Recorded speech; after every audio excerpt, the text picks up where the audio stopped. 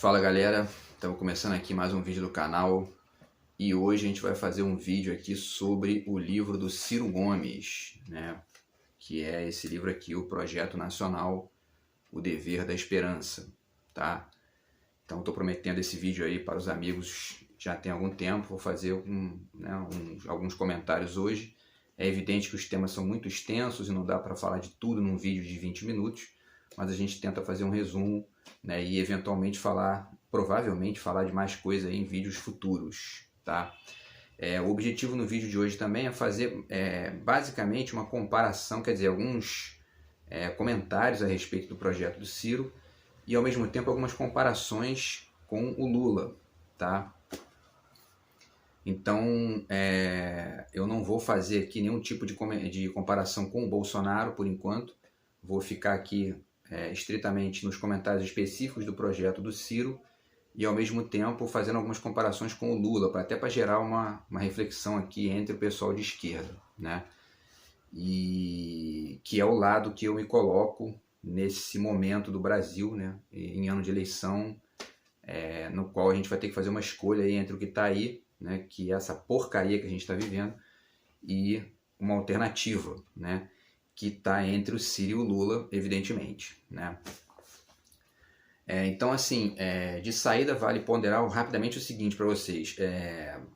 Tem gente que acha que as pessoas que apoiam o Ciro são radicalmente contra o Lula, na medida em que o Ciro tem feito um discurso veemente contra o Lula e contra várias questões ligadas ao Lula, e algumas eu concordo, outras eu acho, né, que tem que ser ponderadas em outra perspectiva, mesmo que ele esteja falando ali, na maioria das vezes, de questões corretas, né? Então, evidentemente que eu acho que, obviamente, que uma vitória do Lula será muito melhor do que uma vitória do Bolsonaro, evidentemente, né? Agora, eu acho muito importante a gente ponderar aqui o projeto do Ciro, porque ele tem várias questões interessantes aqui. E, enfim, se o Ciro ganhar a eleição vai ser fantástico também para o Brasil. A gente vai ter um projeto aqui que vocês vão ver que tem vários elementos interessantes e importantes para o que a gente está vivendo, né? Uma curva para modificar o que a gente está vivenciando aí nos últimos 5, 6 anos aí, né? E, enfim, e ao mesmo tempo, para fechar essa introdução aqui ao vídeo, vale dizer que a ponderação aqui desses detalhes do projeto do Ciro, tanto no sentido mesmo da descrição dos fatos, né, dos aspectos aqui do projeto, quanto também das críticas que ele faz ao Lula e que eu também, de certa forma, faço aqui também ao projeto do PT, são importantes até mesmo para pressionar o Lula, se ele eventualmente ganhar, a modificar certas questões que ele tem ponderado aí nas últimas semanas, nos últimos meses, tá? Então, vamos aqui aos comentários, tá? Primeiramente,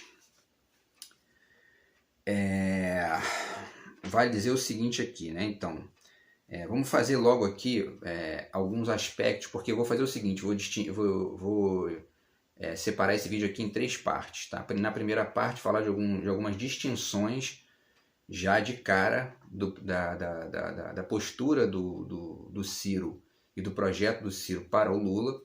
Depois falar de alguns aspectos específicos do projeto do Ciro que são muito importantes e alguns deles inclusive constam também do projeto do PT.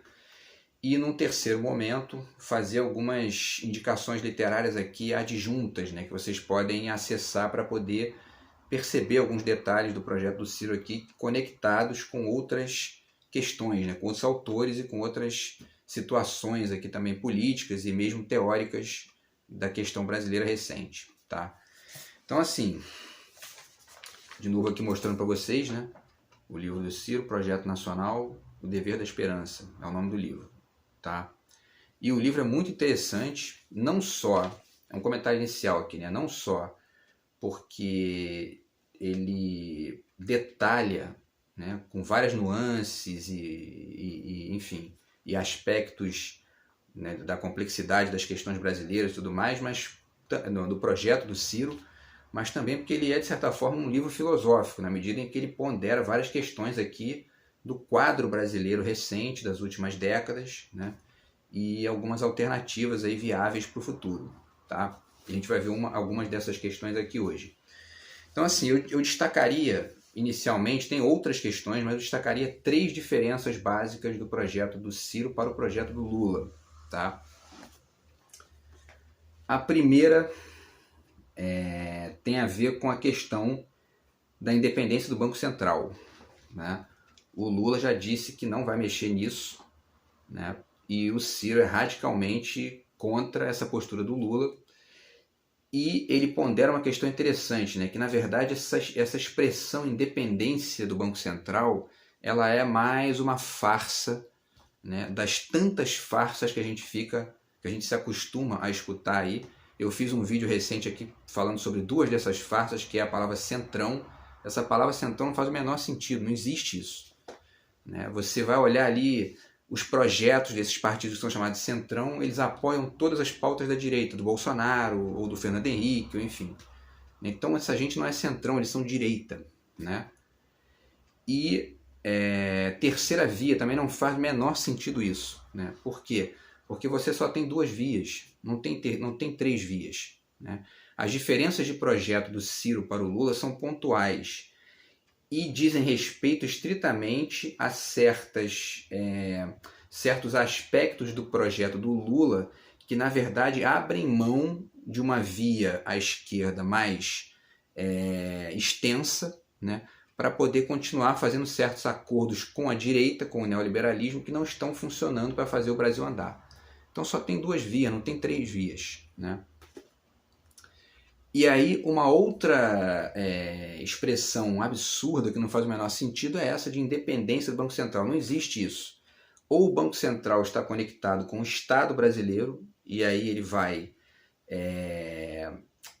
articular e vai ponderar ali políticas públicas em prol do emprego, em prol de um certo, né, de uma certa postura razoável em relação a abertura para conexões com dólar, enfim, né, e questões mais específicas de economia que a gente pode tratar também em outros vídeos, né? Então, ou ele vai ficar vinculado, a questão básica é, ou ele vai ficar vinculado ao Estado, ou ele fica na mão dos banqueiros, né? Porque isso que a direita chama de independência do Banco Central não é independência de nada. O Banco Central fica na mão de gente do Bradesco, do Itaú, né, do Santander, enfim, dos grandes bancos privados do Brasil, né? E foi exatamente esse o grande erro da Dilma quando colocou o tal do Joaquim Levy como presidente do banco, como ministro da Fazenda na época lá, que é um cara do mercado financeiro ligado à direita. Foi a partir dali que degringolou e entramos na crise que está aí até hoje, né? Então, enfim, não existe independência do Banco Central. Isso é uma questão e o Lula já disse que não vai mexer nisso. Ou seja, ele vai engessar uma série de possibilidades que ele poderia fazer avançar a partir de uma perspectiva mais à esquerda, né? Essa é a primeira diferença importante do Ciro para o Lula. A segunda diferença tem a ver com a questão da reforma tributária, né?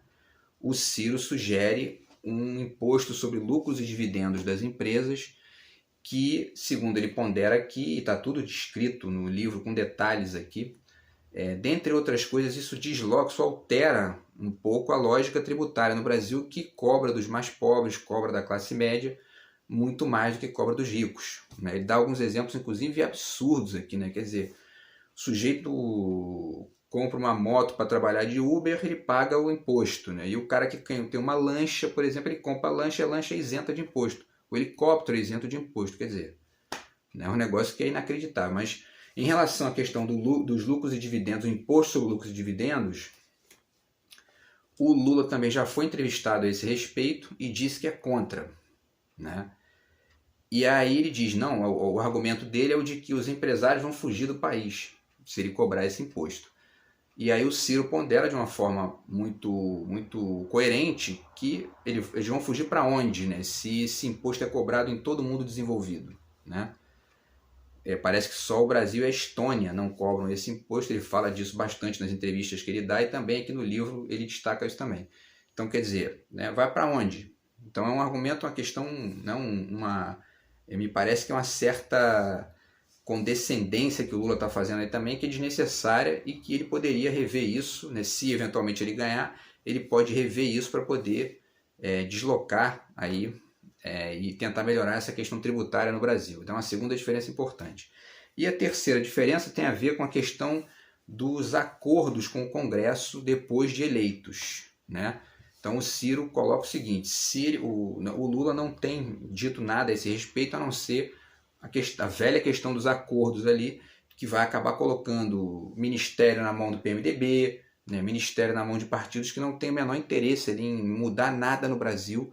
Eles vão querer manter essa lógica que já está aí fracassando com o Bolsonaro, que fracassou no final do governo da Dilma, quando o Temer, infelizmente, entrou depois do golpe de 2016. Né?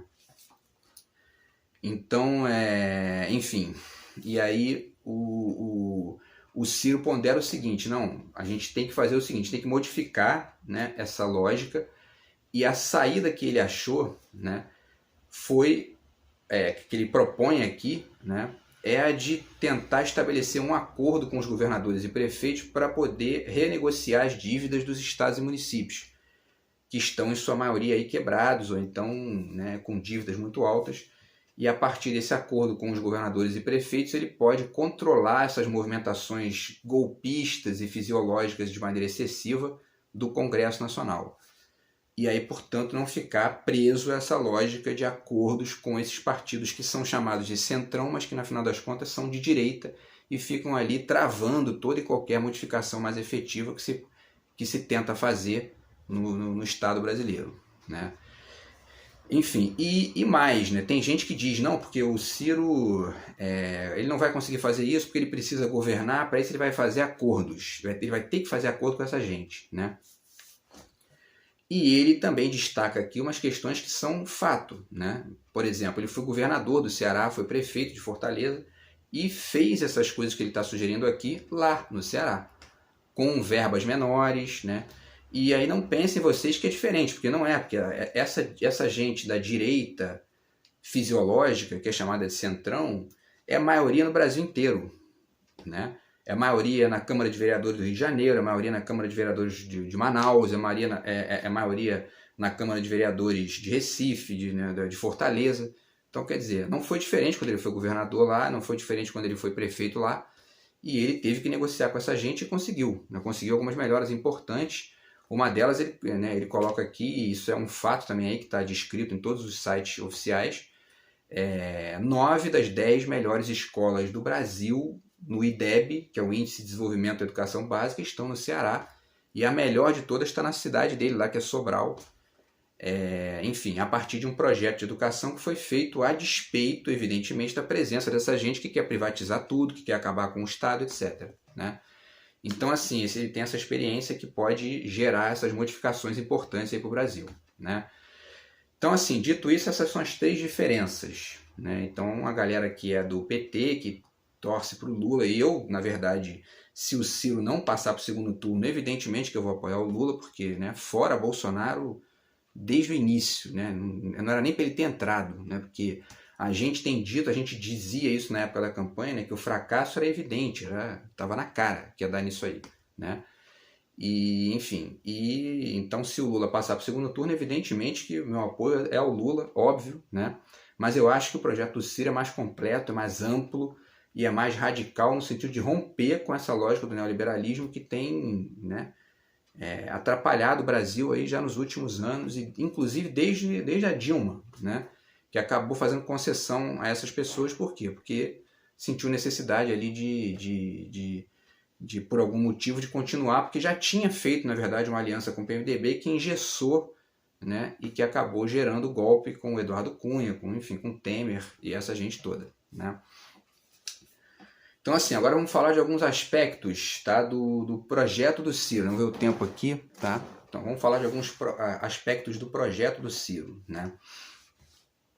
Então, por exemplo, né, o Ciro ele sugere, de uma forma muito ampla, uma reindustrialização do Brasil, né? Que o Brasil tem caído aí demais, né, nessa coisa da indústria, né, o investimento em indústria, que é uma questão que tem várias pernas, né? Tem a perna, por exemplo, da produção tecnológica, que você deixa na mão do mercado. Por exemplo, o Brasil é um país, que a gente for estudar a história do Brasil, né, é um país que a elite brasileira tende a, a, a travar o crescimento do país nas commodities, enfim, e no agronegócio, né, e minério, enfim, né, e não investe, prefere comprar essas coisas de tecnologia mais avançada, tá tudo pronto lá de fora, né. O Ciro fala, inclusive, umas coisas que são absurdas, assim, né, tipo assim, a gente tem algumas peças de aviões de combate do exército que a gente só compra do exército americano. Quer dizer, se eles não deixarem, se eles não quiserem, a gente não consegue nem isso, né? Então, enfim, isso é um absurdo, né? Mas a elite brasileira não está nem aí para isso, eles não estão preocupados com isso, né? Eles querem, de fato, é que a gente continue aí, ó, né? Exportando, né, carne, minério e comprando, quer dizer, exportando matéria bruta e comprando os produtos prontos lá de fora, tudo mais caro. E não se investe em tecnologia aqui dentro, não se investe em, né, em indústria nacional, indústria brasileira. Não é por nenhum tipo de patriotismo idiota, né? É por uma questão mesmo de competição mesmo e ao mesmo tempo de percepção estratégica, né? O Brasil só vai caminhar se ele começar... Porque é isso, investimento em tecnologia significa investimento em educação, significa investimento em mão de obra especializada, significa em sociedade do conhecimento, né? Que é um projeto que quem tem é a esquerda, não é a direita. A direita brasileira não tem esse projeto, né? Enfim, então o Ciro faz essa sugestão aqui, tá? Outra questão importante que eu já falei é a questão da reforma tributária, né? E além disso, o imposto sobre lucros e dividendos, né? E outras coisas mais que ele pondera, né? Além da questão do teto de gastos. E aí, nesse caso, né, de romper com o teto de gastos, isso o Lula também já disse que vai romper. Isso é um aspecto positivo do posicionamento do Lula. Será que ele vai conseguir fazendo aliança com o PMDB? Difícil, hein? Complicado pensar nisso, né? Mas o fato é que ele já sugeriu que tem vontade de romper com o teto de gastos. E por que é importante romper com o teto de gastos? Porque o teto de gastos engessa o investimento público menos no pagamento de juros da dívida pública, que só interessa aos banqueiros, ao pessoal das bolsas de valores, etc. e tal, né? E aí isso engessa o investimento público do Brasil, e o investimento público gera muitos empregos, né? E ao mesmo tempo uma circulação de renda muito grande, né? E a gente está com a pior taxa de investimento público da história. E o Bolsonaro, que é um cínico, né? Para não dizer um canalha, ele vai para a televisão, né, fazer propagandinha de que está inaugurando uma ponte não sei aonde, um pedacinho de estrada não sei aonde, e terminou 1% final da obra da transposição das águas do Rio São Francisco. Quem fez foi o Lula e o Ciro Gomes, né? Quer dizer, é um cara de pau, né? Ao mesmo tempo em que ele corta investimento público ao pior nível da história através do Paulo Guedes, que é um funcionário do mercado financeiro, ao mesmo tempo que ganha também com isso, porque tem dinheiro em paraíso fiscal, etc. e tal, a gente sabe bem disso, né, que já foi amplamente divulgado aí pela imprensa. Então, enfim, essa é uma questão também que o Ciro coloca, pondera, que é a questão do investimento público, né, que isso é importantíssimo para o Brasil voltar a crescer, né, e chegar num patamar aí que é o patamar dos países desenvolvidos, né. E eu tenho certeza que isso aqui eu vou ter que fazer um outro vídeo sobre isso, porque tem algumas citações do Ciro também que eu quero fazer para vocês aqui e que não vai dar tempo de fazer nesse vídeo, né? Porque o vídeo está chegando aqui já, inclusive, há 20 minutos. Mas eu vou deixar essas questões gerais aqui lançadas a partir desse vídeo. E no próximo vídeo eu vou fazer aqui algumas citações, então, vamos fazer assim, né? Para poder dar tempo, tá? E aí, para finalizar, tem uma questão interessante aqui também, né? O que mais aqui? Né? Eu vou até deixar essas questões que eu coloquei aqui na outra parte da folha para o próximo vídeo. Então vou fechar com mais uma questão importante. Então eu falei da reindustrialização do país, né? Da reforma tributária, da questão do teto de gastos, né? E uma última questão que vale a pena falar hoje, para depois a gente falar mais sobre isso no próximo vídeo, para eu poder também citar para vocês aqui algumas fontes adjuntas, né? Como eu falei no início, tem a ver com a questão do estado de bem-estar social, né? Porque essa é uma questão importantíssima ponderada aqui pelo Ciro, que é de que você pergunta, tem pesquisas aí que a população brasileira é curiosa, né? A população brasileira, quando ela é entrevistada, ela deseja que o Estado tenha um papel forte na vida social, quer dizer, saúde gratuita, educação de base gratuita, etc. Mas, ao mesmo tempo, essa mesma população vota em sua maioria na direita, nas câmaras municipais, estaduais, etc. É uma coisa muito estranha isso, né? Mas, ao mesmo tempo, a filosofia explica isso. Eu também vou tentar fazer um vídeo sobre isso, né, ao longo do ano, porque esse comportamento do chamado pobre de direita no Brasil, ele também me parece que ele tem uma base que a filosofia consegue enxergar, tá? E a gente vai falar sobre isso também em vídeos futuros, tá? Mas o fato é que o Ciro pondera essa questão do estado de bem-estar social, que é o quê, né? Que é exatamente o modelo europeu, né? Que em alguns países, né, foi atacado pelo neoliberalismo, especialmente naquela lógica que gerou a crise de 2008 nos Estados Unidos, e que fez inclusive alguns países quebrarem. A Grécia, por exemplo, quebrou, enfim, né? E que obviamente não funciona, né? E a alternativa a isso, né, você enxerga em alguns países da Europa que articulam uma economia de mercado atuante, com iniciativa privada, né, com competição de mercado e tudo mais, mas com um estado de bem-estar social também atuante e que minimiza a pobreza, minimiza, enfim, desigualdades econômicas e gera serviços de qualidade para as pessoas, porque o fato é o seguinte, que a partir de uma lógica mínima de bom senso, né, não é possível que em pleno século XXI tenha gente ainda que continue achando que o sujeito, não tendo dinheiro, ele não pode receber um atendimento médico, por exemplo. Isso é um negócio que é inacreditável alguém ainda acreditar nisso, alguém concordar com esse tipo de lógica, né? E esse modelo do estado de bem-estar social dos europeus, ele articula essa economia de mercado, por exemplo, com uma lógica que é a da medicina cubana, né? Que é a medicina preventiva e, ao mesmo tempo, atuante, gratuita e de qualidade para as pessoas, na maioria dos lugares ali, né? Para além do direito trabalhista, você vai o Ciro dá em várias entrevistas, ele dá o exemplo da Alemanha, que é a hora de trabalho mais cara da Europa hoje, né? Você vai abrir uma empresa na Alemanha, você vai ter que pagar caro para o funcionário, e é a maior economia da Europa, né? O que mostra aquele argumento estúpido e escroto, desculpa aqui a expressão, do Bolsonaro, na época da campanha, de não, os trabalhadores vão ter que escolher entre menos direitos e mais empregos, ou mais direitos e menos empregos. É um argumento escroto, né? E idiota, que é exatamente esse a falta de projeto dele, né? Ele não tem projeto nenhum, na verdade nem sabe o que está fazendo ali, na verdade. E essa questão do petróleo recente a ele, pedindo subsídio para o Paulo Guedes, ele pedindo subsídio para o ministro dele, quer dizer, entendeu? Ele é um aventureiro, né? Mas a gente vai fazer essa comparação aí também, Ciro e Bolsonaro, Lula e Bolsonaro também, a partir do projeto, né? Mas o fato é que isso é um argumento inacreditável, né? De que menos direito vai gerar mais emprego. Tá aí, não está gerando, né? O Brasil continua com taxas de desemprego altíssimas, né? Porque o projeto neoliberal não funciona. Simples assim, né?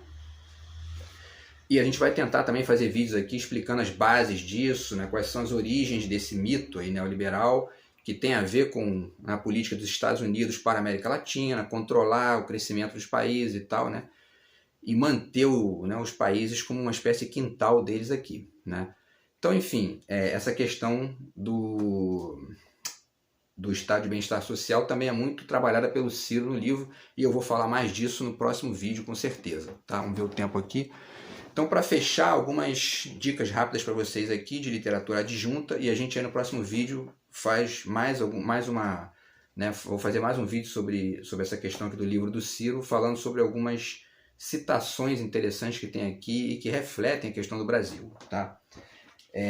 Então, assim, o Ciro fala muito dessa questão da reindustrialização, de um keynesianismo, né, que seria uma espécie de, né, uma mescla entre uma lógica de esquerda e, ao mesmo tempo, com uma livre iniciativa, né, uma coisa liberal e, ao mesmo tempo, né, porque, enfim, é um projeto nacional de desenvolvimento, então ele tem uma certa conexão com o desenvolvimentismo, mas a partir de uma lógica mais contemporânea e tal.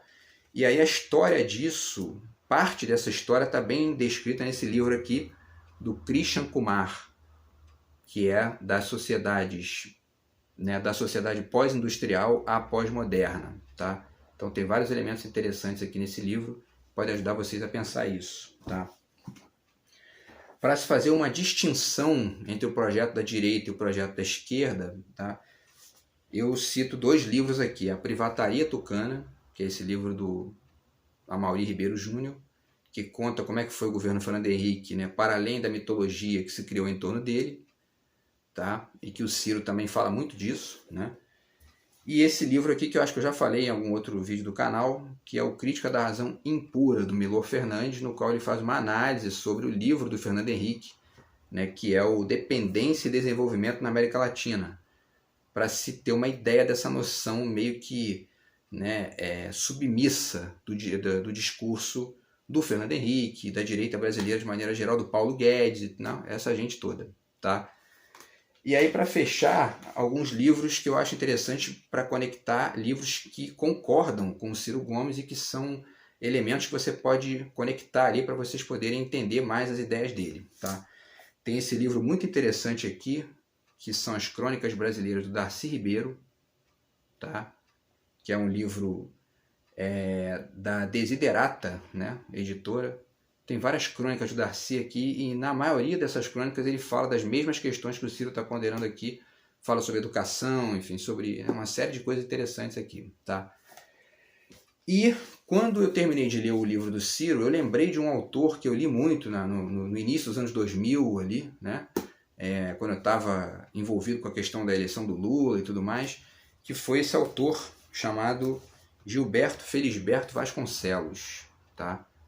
Então tem 3 livrinhos dele aqui para fechar esse vídeo de hoje, que eu indico para vocês lerem. Esse aqui é o primeiro, As Ruínas do Pós-Real, tá? Que ele escreveu ainda dentro do governo Fernando Henrique, tá bom? Esse livro aqui chamado Brasil no Prego, o Brasil com Z, né? No qual ele reflete já dentro do governo Lula, alguns erros do governo Lula que acabaram sustentando o neoliberalismo, né? E uma série de outras reflexões. Ele faz inclusive reflexões sobre cultura, aqui também, sobre arte também. É um livro bem interessante, tá? E esse livro aqui dele de 2008, que chama-se Depois de Leonel Brizola, tá? É um livro interessante também, no qual ele faz algumas ponderações aí a respeito de erros também do PT, e, enfim, de diferenças do projeto trabalhista do Brizola para o PT, né? Enfim, que podem servir como um mecanismo crítico, até mesmo para o Lula, se ele ganhar a eleição, né? E se ele for para o segundo turno com o Bolsonaro, tomara que ele ganhe, né? Mas eu espero que o projeto do Ciro consiga ir pelo menos para o segundo turno, para que isso possa gerar um debate mais rico do que a presença do Bolsonaro, que, né, tudo indica, não vai nos debates e também não tem o que fazer. Ele vai fazer o que no debate? Ele debater o quê, né? Então, enfim, é isso, pessoal. Então, espero que vocês tenham gostado aí. É um vídeo para poder ponderar essas questões mais gerais, assim, do livro do Ciro, e ao mesmo tempo das diferenças entre ele e o Lula, tá? E algumas referências adjuntas para vocês pensarem a questão também, beleza? E aí no próximo vídeo a gente faz aqui mais uma avaliação do livro com algumas citações e alguns comentários a esse respeito, tá bom? Então é isso, pessoal, grande abraço aí e até o próximo vídeo. Valeu!